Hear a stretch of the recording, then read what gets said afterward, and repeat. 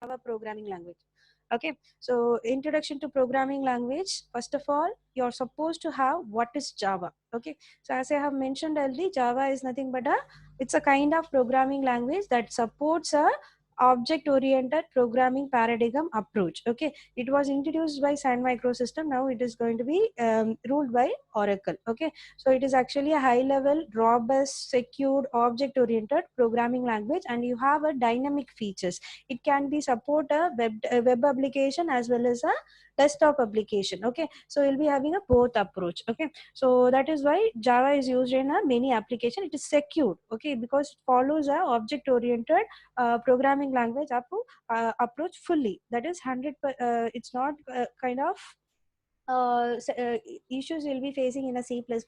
We have a virtual and friend keyword we had, right? So that relaxes the oops concept, but here we don't have a virtual and friend keywords. Okay, so this is providing a full security. Okay, and what is a platform and which platform Java used? Okay, so as I have mentioned earlier, if you run a code, that is write once, run anywhere, right? So I have informed you, right? So this JDK JRE platform, right? So JRE environment, if you have installed a proper JDK, okay, if you write a script, that is text file, if you write a code, so if you have saved in the .java, you can take, that is, it is portable. Java is a portable one, so you don't want to change in anything in the JVM to JVM syntax change, you are not supposed to do it. So you can directly execute the JDK file from one version to the other version. That is one OS to the other OS. Okay, Mac OS and Windows OS. Likewise, you which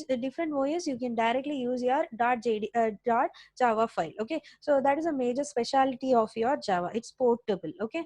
Next, where it is used. So last class itself we have discussed what are the editions. Okay, so now we just correlate what are the things is going to be related to that. Desktop application, which edition you are supposed to use? Standalone, right? That is standard edition, you can use it. Web application, my web application, what are the first editions? SC edition, do you remember this?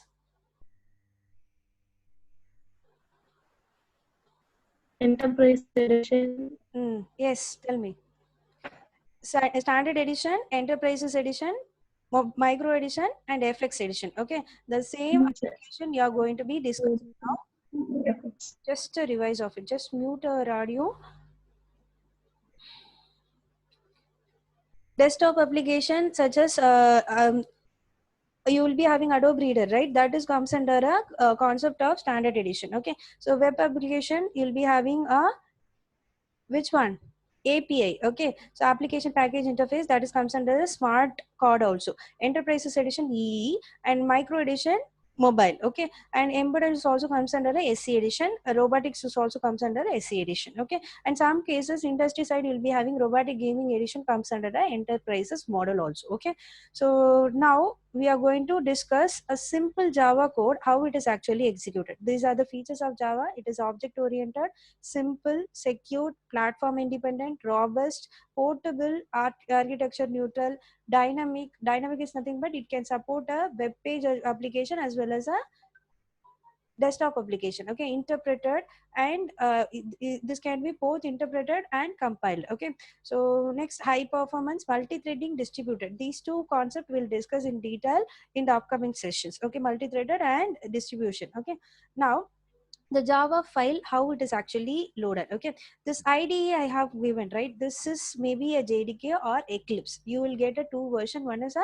JDK and Eclipse. Eclipse is nothing but a user customized one. Whenever you start typing your code, you will get a predefined commands. You can directly make use of it. Okay, so for a beginner, I won't prefer that IDE platform. You are supposed to use a editor window using a text document. Okay, so using text document, if you're doing that, each and every keyword you come to know what is the function of it. Okay, so as a beginner you're supposed to start with that. Okay, so next, after saving your Java file, you will be going with the compilation part. This compilation part is going to give a class file. Okay, generating a bytecodes, that is class file you'll be getting. Java file is be converted as a dot class files. Okay, this class file only you are supposed to execute when we are going for the runtime. Okay, so compilation time you will be generating class file, that is bytecode, and that runtime you will be converting bytecode into a binary language, so that is converted in the during runtime, that is with the help of a class file. Okay, so shall we go with the simple execution of a Java code? Okay, so I hope everyone completed your installation. Now I'm going to create a class batch files for our class. Okay, so day one I just created a file, that is workspace. I just started day one. So inside I'm going to create a class files. Okay, so inside here I'm just going to open a new text document. This document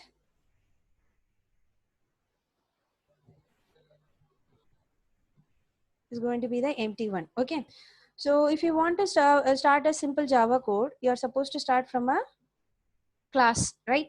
Yes or no? Because at the end of the program compilation, you will be generating a class file. For example, I just created a empty class. Okay, just save this code as